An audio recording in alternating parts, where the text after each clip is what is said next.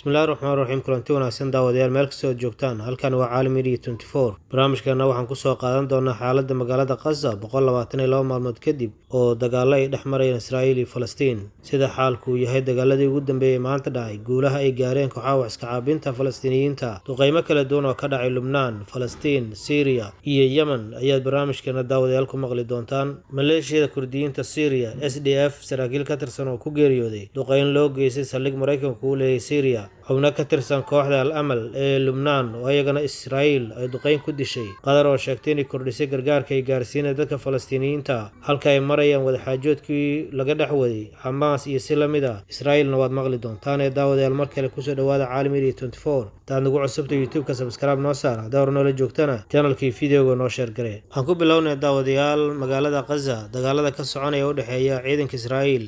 iyo kooxaha wax iska caabinta Falastiiniyiinta waxay marayaan 122 maalmood tan iyo markii laga soo bilaabo maantii dagaalku bilowday ee 7 Oktoobar maalinba maalinta ka dambaysa duqeymaha dhacaya waxay noqonayaan kuwii hore lagu iloobo qasaaruhuna waa sii kordhaya dadka rayidka ee Falastiiniyiinta waxyeelada ka soo gaartay duqeymahaas iyo dagaalada kala duwan waxaa la sheegay inay gaarayaan ilaa 100,000 in ka badan iyadoo 28,000 ku dhawaadna ay ku geeriyoodeen 70,000 dad ka badan sidoo kale ay ku dhaawacmeen dadka sidoo kale Israa'iil ay xabsiyada dhigtay xad dhaaf ayay sii marayaan 122 maalmood kadib dagaalada ay soconayaan weli waxaa soconaya la safashada Israa'iil lagula safanayo dambiyada ay ka geysanayso magaalada Gaza iyo guud ahaan dhulka Falastiiniyiinta dhan kalena waxaa soconaya wadahadalo lagu doonayo in maxaabiistana lagu sii daayo dagaalkana lagu joojiyo wasiirka arrimaha dibadda Mareykanka Antony Blinken ayaana ka mid ah saraakiisha ugu sarreeya reer galbeedka ee bariga dhexe hadda socdaalka ku maraya Blinken oo gaaray Sacuudiga sidoo kale tana qaybo kale oo bariga dhexe ku sii wajahan ayaa waxa uu sheegay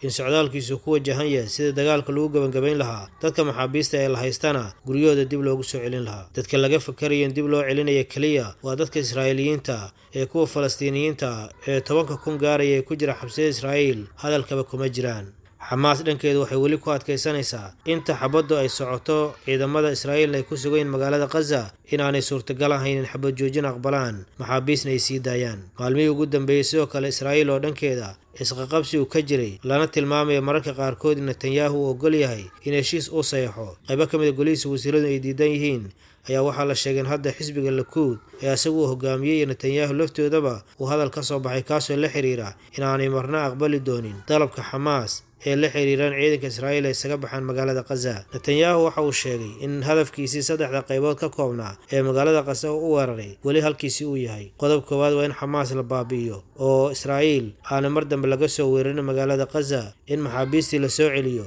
awoodda Xamaasna ay meesha ka tiranto damaca Israa'iil asagoo halkaasi yahay Xamaas iyo guud ahaan kooxaha wax iska caabinta Falastiiniyiinta kooduna waa in ay helaan xaq ay u leeyihiin inay ayahooda ka tashadaan si la midana ay dhistaan dowlad Falastiiniyiinta u gaara inkastoo reer galbeedka hadda waxay wadaan ay tahay in la helo laba dowladood oo Israa'iil iyo Falastiin ah laakiin waxay doonayaan dowlad Falastiin oo awood lahayn 122 maalmood dagaaladu Gaza kuma eka waxay ku fideen qaybo badan oo bariga dhexe ka mid ah sida Ciraaq, Syria, Lubnaan ilaa Yemen dhaqaalaha dunida in badan oo ka midana saameyn ay ku yeesheen maanta waxaa la sheegay diyaarado drone weerar loo adeegsaday lagu qaaday saldhig Mareykanku uu ku leeyahay dalka Syria waxaana halkaasi la sheegay in ku geeriyoodeen saraakiil commandosa oo ka mid ah kooxaha SDF loo yaqaan ee Kurdiyiinta Syria waxaasi oo Turkigu sidoo kale uu dagaal ku hayo una yaqaan kooxaha argagixisada Mareykanka uu taageero ayaa la sheegay in saraakiil muhiim ah maanta uga geeriyoodeen weerarka lagu qaaday saldhigaasi Mareykanku uu ku leeyahay saraakiisha iyo ciidamo ayaa la sheegay in halkaasi tababar uga socdeen laguna kordhinay xirfadahooda dhanka dagaalka lama sheegin saraakiisha iyo ciidamada Mareykanka ee halkaasi ku geeriyooday dhanka kale Israa'iil ayaa weerar ku qaaday dhanka Lubnaan waxaana la sheegay in koonfurta Lubnaan duqeyn Israa'iil ay ka fulisay ay ku geeriyoodeen ilaa 3 sarkaal oo ka mid ah koox lagu magacaabo al-amal oo ka dagaalantay waddanka Lubnaan kooxdan al-amal ayaa la sheegay in la aasaasay 1975 xilligaasi oo uu ka socday waddanka Lubnaan dagaal sokeeya waxaana aasaasay nin lagu magacaabi jiray Moussa Sadri kooxdan oo koox Shiica ayaa la aaminsan gacan saar dhow in la leeyihiin kooxda Hezbollah 7 Oktoobar waxaa warku sheegay in dhowr sarkaal oo kooxdaas al-amal ka mid ah duqeymaha Israa'iil ay geysanayso Hezbollahna loola jeeday inay sababsadeen dhanka Yemen duqeymo ayaa lagu hayaa oo Mareykanka Ingiriiska iska kaashanayaan wasiirka Ingiriiska oo maanta dhankiisa hadlay Grant Shapps wuxuu sheegay in duqeymaha ay geysanayaan Mareykanka iyo Ingiriiska aanay awoodii Xuutiyiinta badda casna ay howlgallada uga sameynayeen aan weli meesha ka saarin. Laakiin Grant Sharp wuxuu sheegay gantaalihii iyo diyaaradaha daroonka ay ku weerareen Israa'iil inay meesha ka saareen. Waa sidoo hadalku dhigay. duqaymo culus oo Ingiriiska iyo Mareykanku ay Yemen ka geysanayeen waa markii ugu horeysay oo Ingiriisku uu qirto in duqaymahoodii aysan waxtar badan yeelan howlgalladii badda cas ee Xuutiyiintu ay sameynayeen. maraakiibtan ay ku weerareen ee keentay weerarkaasi loo geystana weli aan laga hortagin. dadka Falastiiniyiinta ee duqaymaha iyo dhibaatada xooggan loo geysanayo 122 maalmood gargaarada gaaraya aad u yaraayeen. dowladda Qatar maanta waxay sheegtay inay dirtay diyaarad gargaar ah oo sida gargaar loogu talagalay dadka Falastiiniyiinta ee qasad dhibaatada xooggan ku haysato. wasiirka arrimaha dibadda Qatar waxa uu sheegay inay direen diyaarad gargaar ah oo sida tan gaaraya 39 tan ayna ka degtay magaalada Al Arish ee wadanka Masar. wasiirku waxa uu sheegay tan iyo 7 Oktoobar inay direen ilaa 75 diyaaradood ayna gaarsiiyeen Gaza 2225 tan oo gargaar ah dadka reer Qasana loogu talagalay. dagaaladii ugu dambeeyay maanta dhacay waxaa la sheegayaa in kooxaha waska cabinta Falastiiniyiintu ay sheegeen inay guulo badan gaareen. kooxda lagu magacaabo Al-Qassam oo garabka militariga ururka Xamaas ayaa sheegay in weeraro kala duwan ay u geysteen ciidamada Israa'iil ee ku sugan magaalada Gaza.